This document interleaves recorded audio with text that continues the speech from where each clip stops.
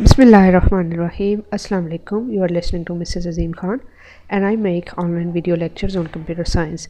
And if you like my work, you can help me to continue teaching by subscribing my channel, by clicking on the bell icon button, clicking the like button, leaving a comment, and by sharing my video with your friends. Now let's move to our topic. आज का हमारा topic है how to create an algorithm object oriented programming using C++ की series में ये lecture number 4 है।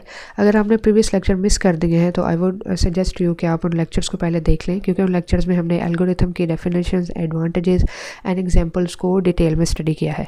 आज के वीडियो में हम देखेंगे कि हम एल्गोरिथम किस तरह से क्रिएट करते हैं। एल्गोरिथम को क्रिएट करने में कुछ बेसिक चीज़ें हैं जिनको देखना ज़रूरी है। एल्गोरिथम क्या है? Algorithm is a step by step procedure to solve a problem. यहाँ पर मैं आपको ये बता दूं कि एल्गोरिथम को लिखने का कोई भी एक स्टैंडर्ड वे नहीं होता है, बल्कि सेम प्रॉब्लम के मल्टीपल एल्गोरिथम्स भी हो सकते हैं। और एल्गोरिथम जो है ये डिपेंड करता है टोटली प्रॉब्लम के ऊपर एंड उन प्रॉब्लम को सॉल्व करने के लिए आपके पास क्या रिसोर्सेज अवेलेबल हैं, उन रिसोर्सेज के ऊपर डिपेंडेंट होता है। जैसा कि आप स्क्रीन पे देख सकते हैं, पॉइंट नंबर 1 है there are no well defined standards for writing algorithms. Point number 2 है it is problem and resource dependent. ये वही चीज़ें जो अभी मैंने डिस्कस की हैं कि हमारे पास कोई स्टैंडर्ड वे नहीं होता एल्गोरिथम को लिखने का, और दूसरा ये कि एल्गोरिथम टोटली डिपेंड करता है प्रॉब्लम पे एंड उस प्रॉब्लम को सॉल्व करने के लिए आपके पास क्या रिसोर्सेज अवेलेबल हैं उसके ऊपर डिपेंड करता है कि आपका इसका एल्गोरिथम, इस प्रॉब्लम का एल्गोरिथम जो है वो किस तरह से लिखते हैं। उसके बाद ये कि सारी की सारी प्रोग्रामिंग लैंग्वेजेस के अंदर जो बेसिक कंस्ट्रक्ट्स होते हैं, जैसे कि लूप्स हैं और उसके बाद है फ्लो कंट्रोल कंस्ट्रक्ट्स, या लूप्स में आ जाता है do loop, while loop and for loop, flow control, if else जो हैं वगैरह वगैरह। ये सारे कंस्ट्रक्ट जो हैं ये सारी प्रोग्रामिंग लैंग्वेजेस के अंदर सेम होते हैं। एल्गोरिथम जो है वो भी इन बेसिक कंस्ट्रक्ट्स को यूज़ करता है। एल्गोरिथम हम तभी लिख सकते हैं जब हमारी प्रॉब्लम जो है वो वेल डिफाइंड है, यानी उसमें आपके इनपुट भी आपको क्लियर है कि आपने क्या लेना है, उसके बाद आपको रिज़ल्ट भी आपका क्लियर है कि आपने प्रोसीजर के बाद, इनपुट लेने के बाद उसके ऊपर क्या प्रोसेस परफॉर्म करना है और फिर क्या आउटपुट देना है। ये सारी चीज़ें अगर आपकी प्रॉब्लम की स्टेटमेंट के अंदर वेल डिफाइंड है, हर वर्ड जो है उसकी एक वैल्यू है, तो तभी जाके आप एक अच्छा एल्गोरिथम लिख सकते हैं। अगर आपको चीज़ें ही क्लियर नहीं है कि आपने क्या इनपुट लेनी है और क्या प्रोसेसिंग करवानी है और आपका आउटपुट क्या आएगा, अगर इनमें से कोई एक चीज़ भी मिस होती है तो आप उसका एल्गोरिथम लिखते हैं तो वो कोई एक अच्छा एल्गोरिथम आप नहीं लिख पाते हैं, वो एक इनकम्प्लीट एल्गोरिथम होगा। अब हम देखते हैं कुछ रियल लाइफ एग्जांपल्स और फिर कुछ एक प्रोग्रामिंग से रिलेटेड एग्जांपल्स हैं एल्गोरिथम की, कि एल्गोरिथम किस तरह से लिखा जाता है। यहाँ पर एग्जांपल है algorithm for going to the market to purchase a pen. हमने क्या करना है, हमारी ये प्रॉब्लम है कि हमने मार्केट से एक पेन ख़रीदने जाना है और उसका हमने एल्गोरिथम लिखना है। अब देखें यहाँ पर 2 एल्गोरिथम लिखे हुए हैं, एक बहुत ही शॉर्ट एंड कंसाइज है और दूसरा एक लॉन्ग है। तो ये दोनों जो हैं इसी प्रॉब्लम के एल्गोरिथम्स हैं, लेकिन आप देख सकते हैं कि एक बहुत लॉन्ग है और एक बहुत शॉर्ट है, लेकिन इनका जो आउटपुट होगी वो बिल्कुल सेम है, इनकी प्रोसेसिंग बिल्कुल सेम है। बस ये है कि यहाँ पर इनको डिफ़ाइन करने का, प्रॉब्लम के सोल्यूशन को डिफ़ाइन करने का एल्गोरिथम की फॉर्म में वो डिफरेंट है। हम इसको देखते हैं। सबसे पहले get dressed, go to the shop, ask for your favourite pen and then if pen is not available go to the step 7, यानी अगर पेन अवेलेबल नहीं है go to the step 7, ask for any other brand of pen, और अगर pen available है then go to the step 5, यानी कि step 5 है give money to the shopkeeper, shopkeeper को पैसे दें, और उसके बाद स्टेप 6 पे आ जाए गो बैक टू होम। अच्छा, फ़र्ज़ करें कि अगर पेन अवेलेबल नहीं है then go to the step 7, आप फिर आएंगे ask for any other brand of pen, आप किसी और ब्रांड का पेन पूछेंगे उससे, अगर वो अवेलेबल होगा आप उसको पैसे देते हैं। पॉइंट नंबर 8 पे आप फिर आ जाते हैं go to the step 5, give money to the shopkeeper and then go back to the home. यानी सारी एल्गोरिथम में यही चीज़, एक जो प्रॉब्लम है उसको इन डिटेल्ड स्टेप में बताया गया है। तो देखा जाए तो ये एल्गोरिथम भी जो है किसी एस्पेक्ट से बिल्कुल ठीक है कि आप में आपको इसमें एक डिटेल इन्फॉर्मेशन दी गई कि आपने मार्केट से पेन जो है किस तरह से ख़रीदना। इसके साथ ही एक दूसरा एल्गोरिथम है जो बहुत ही कंसाइज एंड शॉर्ट है, जिसमें स्टेप 1 है go to the shop and then get your favourite pen and go back to the home. अब देखा जाए तो दोनों एल्गोरिथम्स में आपकी प्रॉब्लम का सल्यूशन मौजूद है, लेकिन सिर्फ ये है कि प्रॉब्लम के सल्यूशन को डिफ़ाइन करने का मेथड डिफरेंट है। एल्गोरिथम्स दोनों डिफरेंट हैं।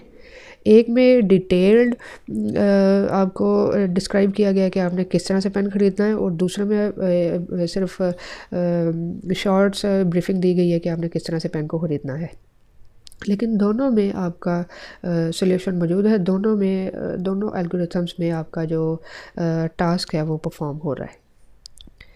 अब हम देखते हैं एक और एल्गोरिथम है कि एग्जांपल को। एग्जांपल नंबर 2 है algorithm to add 2 numbers and display result. अब इसमें भी आप देखें, एक थोड़ा सा लॉन्ग एल्गोरिथम है, दूसरा शॉर्ट है। एक में चीज़ों को ब्रीफली डिफ़ाइन किया गया है और एक बिल्कुल कंसाइज है। अब आपने 2 नंबर्स को ऐड करना है और रिज़ल्ट जो है वो स्क्रीन के ऊपर डिस्प्ले करवाना है। तो आप क्या करेंगे, एल्गोरिथम आप स्टार्ट करेंगे और फिर declare 3 integers A B and sum. A B में आप इनपुट लेते हैं, यानी 2 नंबर जो आपने ऐड करने वो एक नंबर आप ए में लेंगे, दूसरा नंबर आप बी में लेते हैं, और फिर जब उनको सम करके उनका रिज़ल्ट जिसमें स्टोर करेंगे वो सम ले लेते हैं। तीनों इंटीजर्स आपने डिक्लेयर किए। यहाँ पर डिक्लेयर एंड डिफ़ाइन करने में फ़र्क होता है। डिफ़ाइन में आप क्या करते हैं, उनको वैल्यू देते हैं। डिक्लेयर में जस्ट आप डिक्लेयर करते हैं, आप इंटीजर्स के नेम जो है वो बता देते हैं कि ये इंटीजर्स हम यूज़ करेंगे। अभी आपने उनके अंदर वैल्यूज़ पुट नहीं की है। स्टेप नंबर 3 में आप क्या करेंगे, इनपुट वैल्यू करते हैं, वैल्यू लेते हैं ए एंड बी में, एंड स्टेप 4 में आप इन दोनों को ऐड अप कर देते हैं, एंड स्टेप 5 में आप क्या करते हैं कि जो आपने रिज़ल्ट ऐड अप करवाया था वो रिज़ल्ट आप सम के अंदर सेव करते हैं। स्टेप नंबर 6 में आप उस सम को स्क्रीन के ऊपर प्रिंट करवा देते हैं, एंड स्टेप 7 एंड। ये एक एल्गोरिथम हो गया 2 नंबर्स को जमा करवा के रिज़ल्ट स्क्रीन पे शो करवाने का, और इसके साथ ही ये दूसरा एक एल्गोरिथम है जो कि बहुत ही कंसाइज है, जिसमें आप स्टेप नंबर 1 स्टार्ट है, स्टेप नंबर 2 है कि आप input 2 numbers A B 2 number आप लें, उसके बाद उनका सम ऐड करके जो है वो सम में स्टोर करवाएं, और फिर आप स्क्रीन के ऊपर सम को प्रिंट करवा दें। अब दोनों एल्गोरिथम्स में आप देख सकते हैं कि आपको आउटपुट जो है सेम मिल रही है। एक ही प्रॉब्लम के मुख्तलिफ एल्गोरिथम्स आप जब लिखते हैं तो उनका आउटपुट आपके पास सेम ही आता है, लेकिन सिर्फ ये है कि उनको लिखने का मेथड वो डिफरेंट हो सकता है। अब हम एक और एग्जांपल देखते हैं इस कॉन्सेप्ट को अच्छी तरह से समझने के लिए। एग्जाम्पल नंबर 3 है हमारे पास, there is an algorithm to check whether a number is positive or negative. हमने एक ऐसा एल्गोरिथम क्रिएट करना है कि जिसमें हमारे पास एक नंबर होगा, हमने ये बताना है कि आया कि ये नंबर पॉजिटिव है या नेगेटिव है।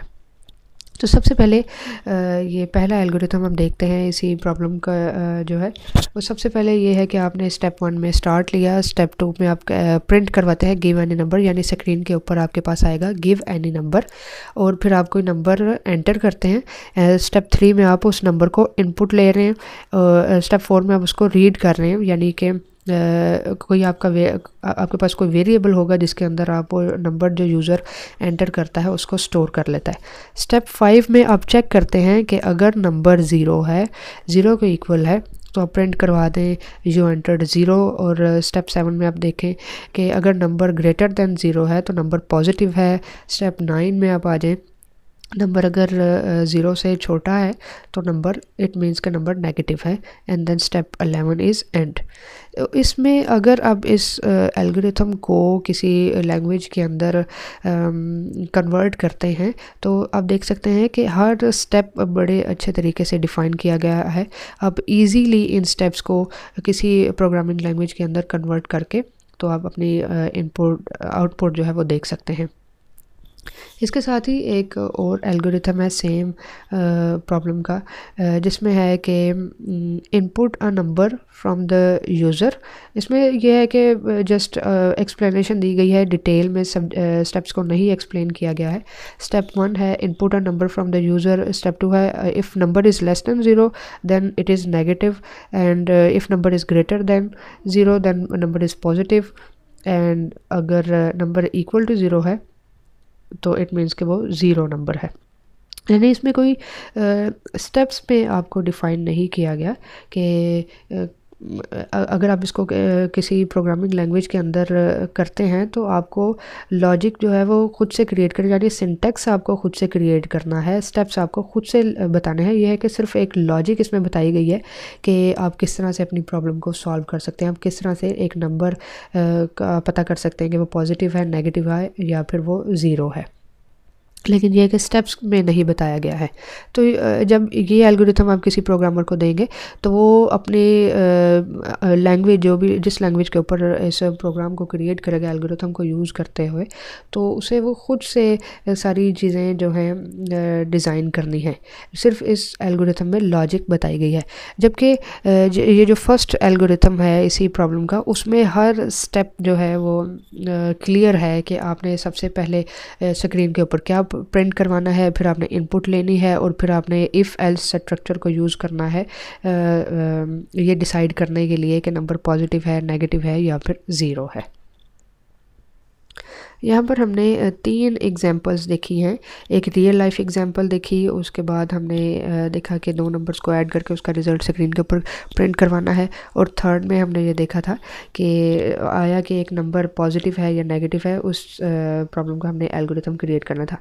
एल्गोरिथम की इन तीनों एग्जांपल्स में आपने देखा कि प्रॉब्लम की जो स्टेटमेंट है वो वेल डिफाइंड है, उसमें आपको पता चल रहा है कि आपने इनपुट क्या लेना है, देन प्रोसेसिंग क्या करवानी है, और आपने स्क्रीन के ऊपर क्या रिज़ल्ट प्रोड्यूस करना है।